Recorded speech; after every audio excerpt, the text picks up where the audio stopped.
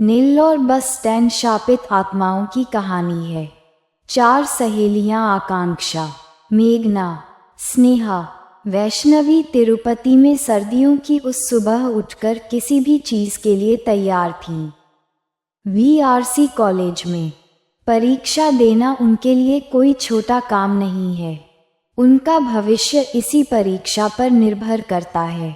बारिश के बाद सूरज की चमकदार किरणों के साथ तिरुमला की पहाड़ियां चमकदार सुंदरता के साथ चमकती हैं। कोई कुछ नहीं भूलता। क्या आपने सभी एडमिट कार्ड और आईडी कार्ड चेक कर लिए हैं? आकांक्षा अपने लीडर मूड में है। स्नेहा ने हंसते हुए कहा, हम क्या भूलते हैं, हम कोई छोटे थैले नहीं हैं। स्नेहा ने व्यंग्यपूर्वक उत्तर दिया, परीक्षा के अलावा इस यात्रा में डींगे हाँकने लायक कुछ भी नहीं है। मेघना ने अपनी किताबों को और भी जोर से पकड़ते हुए कहा। सभी लोग तिरुपति बस स्टैंड पहुंचे और बस में चढ़ गए। ये 7 घंटे का सफ़र है। आसमान पहले ही भूरा हो चुका था और सूरज डूब चुका था। बस यात्रा शुरू हो गई है। चारों मौज मस्ती कर रहे हैं, टिफ़िन शेयर कर रहे हैं और यात्रा का आनंद ले रहे हैं। लेकिन जब बस नेल्लौर के करीब पहुंची तो अयप्पा मंदिर से माहौल अचानक बदल गया। स्ट्रीट लाइटें मंद पड़ने लगीं। कोहरे के कारण बस की खिड़की से रोशनी धीमी हो गई। आकांक्षा ने हाथ जोड़कर कहा, मैंने यहाँ इतनी ठंडी हवा कभी महसूस नहीं की। यह अजीब है।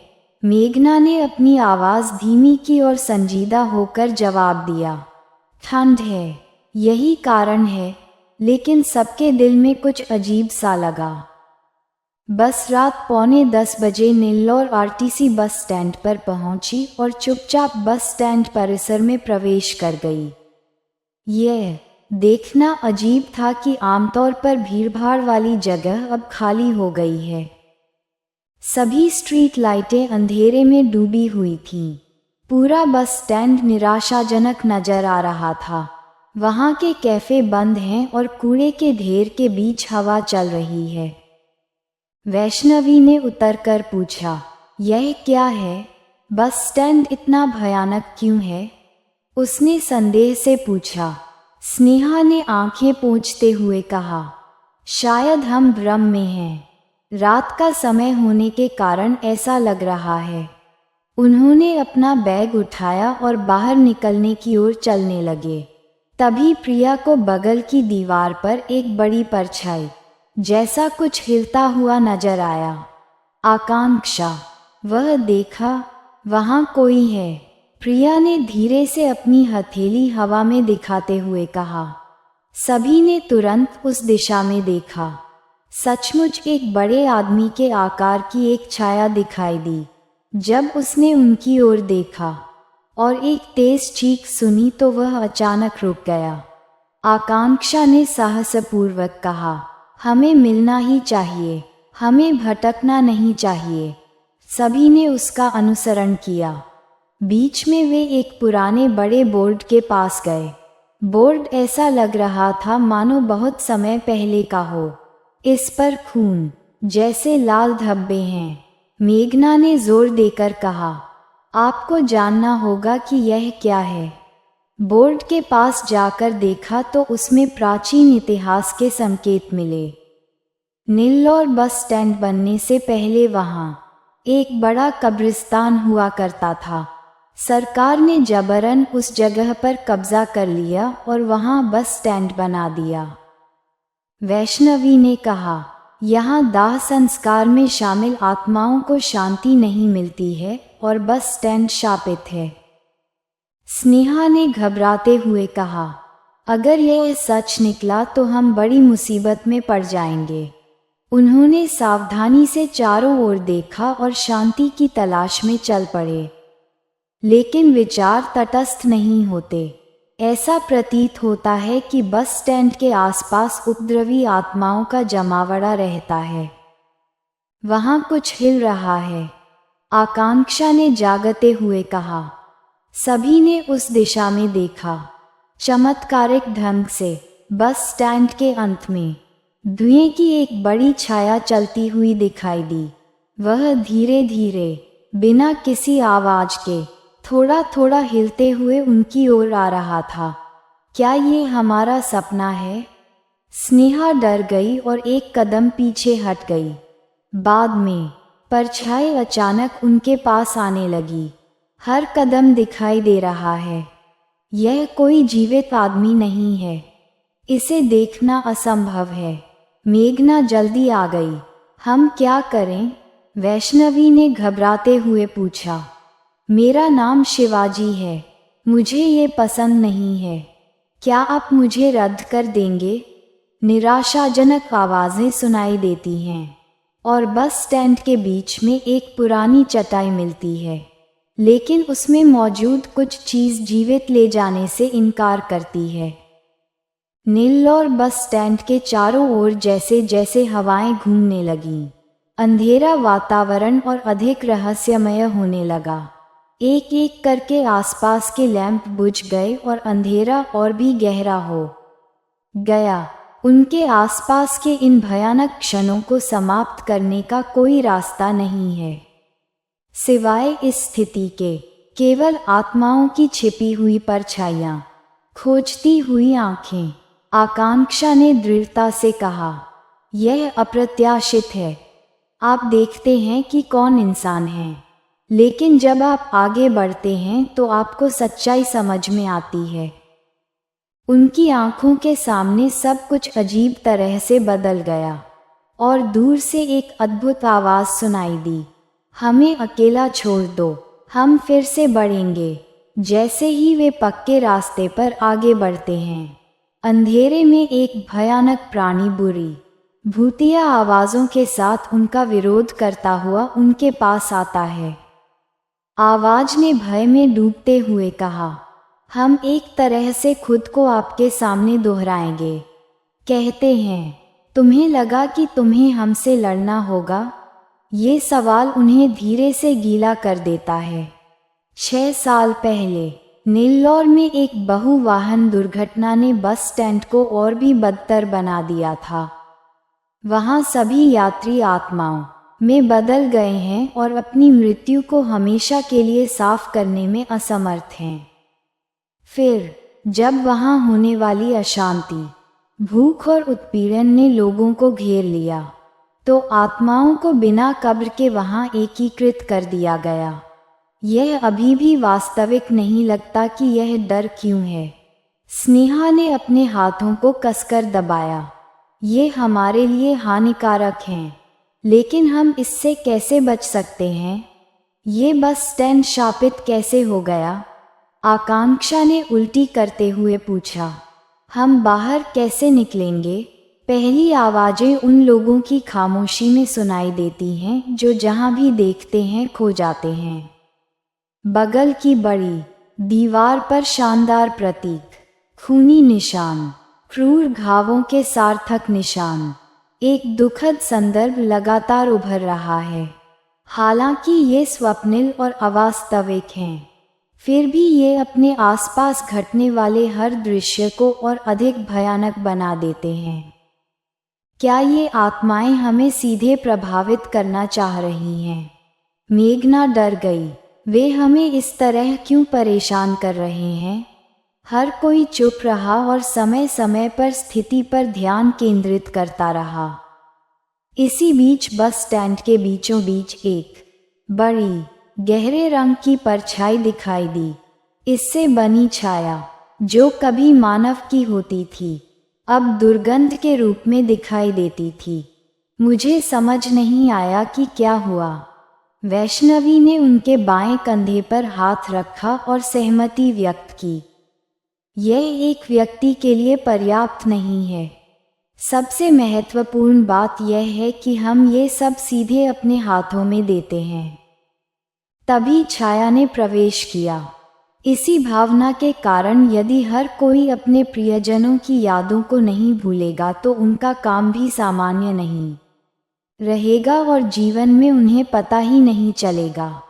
मेरी रस्सियाँ, जैसे जैसे छाया उनकी ओर बढ़ती गई, वातावरण और भी ठोस होता गया। आत्माएं अनिश्चित भय का कारण बनती हैं। अजीब आवाजें फिर से सुनाई दी। तुम्हारे लिए यहाँ कोई रास्ता नहीं है। स्नेहा का दिल कांप रहा था और उसका सिर हाथों पर था।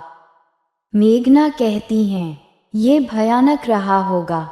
अब हम बाहर कैसे निकलें? हम निश्चित रूप से खतरे में हैं। जैसे ही एक राक्षसी आत्मा प्रतिरोध करती है। अमी, एक प्राचीन भूत जो प्रतिनिधित्व करता है, उनके चारों ओर घूमता है और भी अधिक जोर से सांस लेता है। कोई नहीं जानता कि यह कब पर्याप्त होगा। 4 दोस्त परेशान और डरे हुए, कुछ करने को बेताब। संकट में पड़े लोगों के संकेत उन्हें आत्माओं का सामना करने के तरीके दिखाते हैं।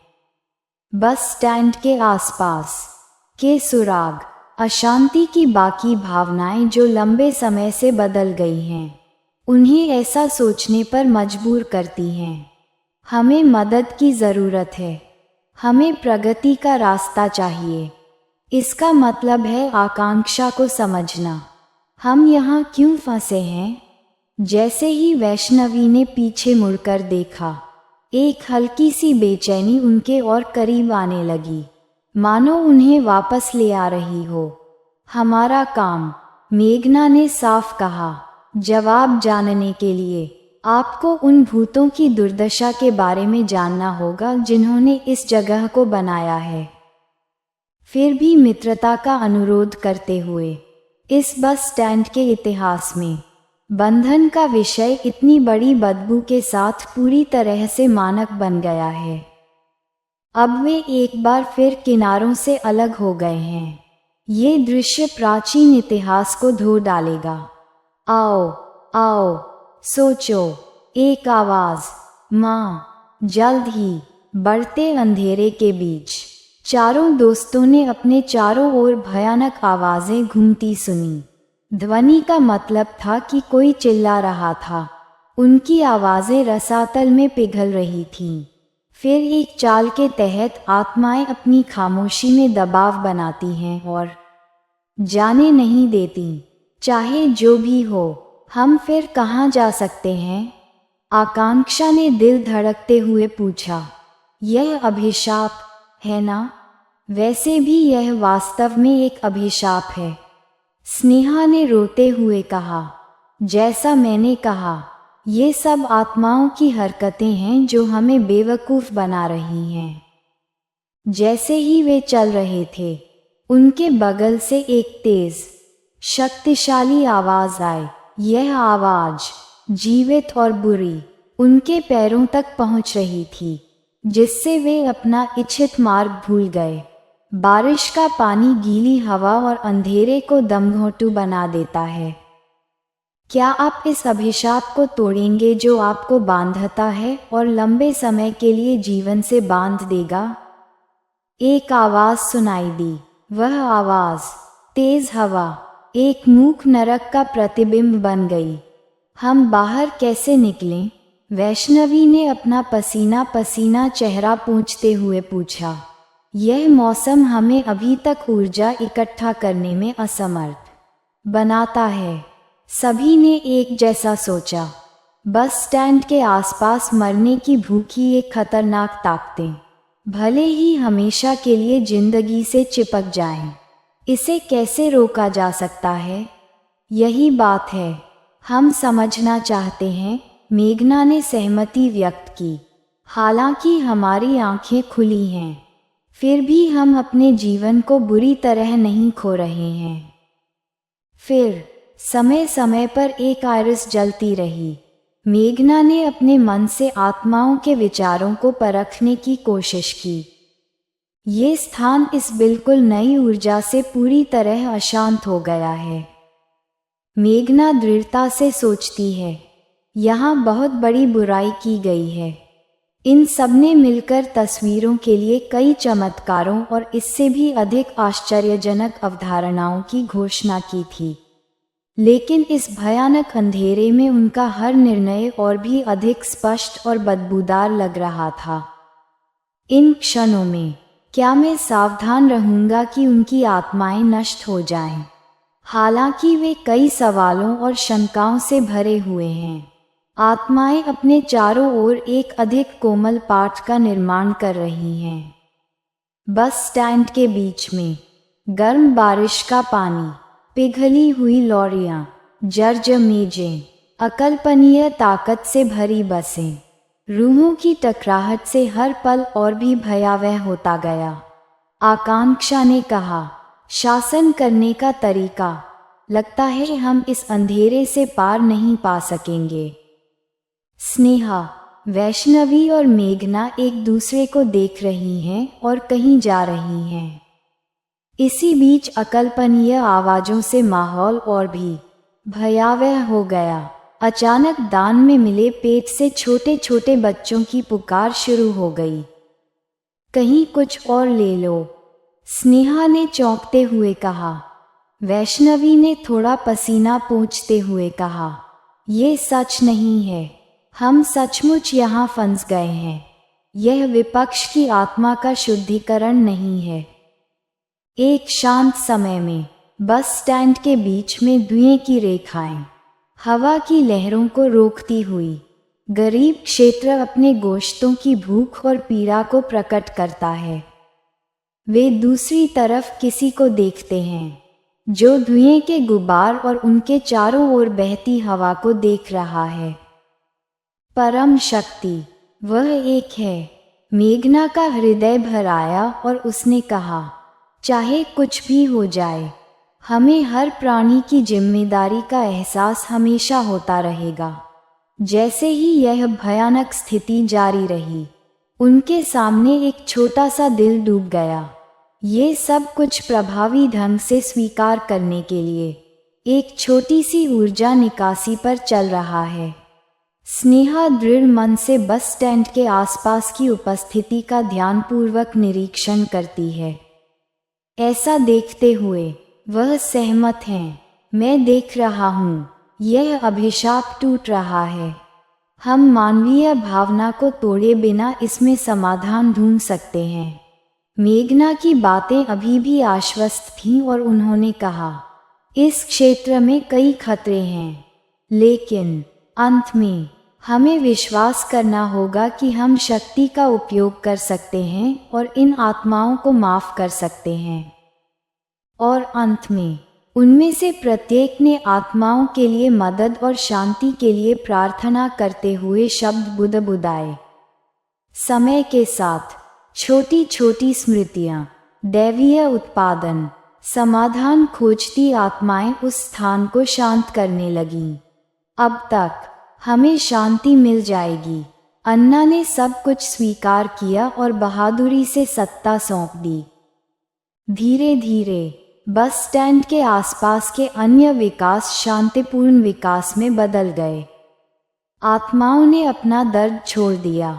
जो नुकसान उन्होंने छुआ था उसके बारे में कम टूटे और अपनी सारी ऊर्जा को भूखा रखने के बजाय चुपचाप चले गए। सभी ने मिलकर पर्याप्त ऊर्जा एकत्रित की। इसके बाद बस स्टैंड पर सन्नाटा पसर गया। हर जगह सेना की शांति चली गई और क्षेत्र बहाल हो गया। हमने इन भूतों से सफलतापूर्वक निपटा है, वैष्णवी ने खुश होते हुए कहा।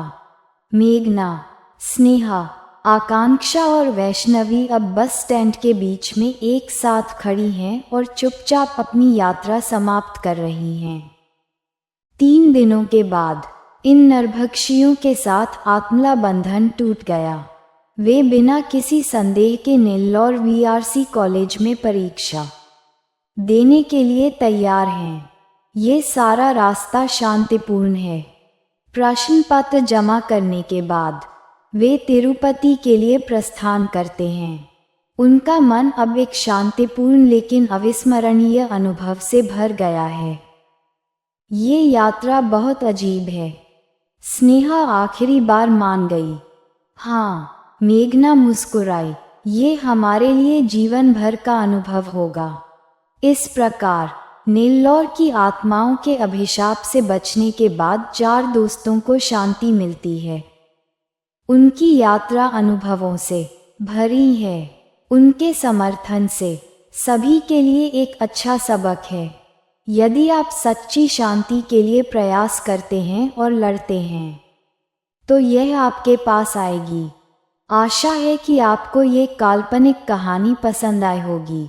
अधिक रोचक वीडियो के लिए अपने दोस्तों के साथ साझा करें और अधिक मनोरंजन के लिए चैनल को सब्सक्राइब करें। धन्यवाद दोस्तों। 2 दिन बाद फिर मिलेंगे एक और कहानी के साथ।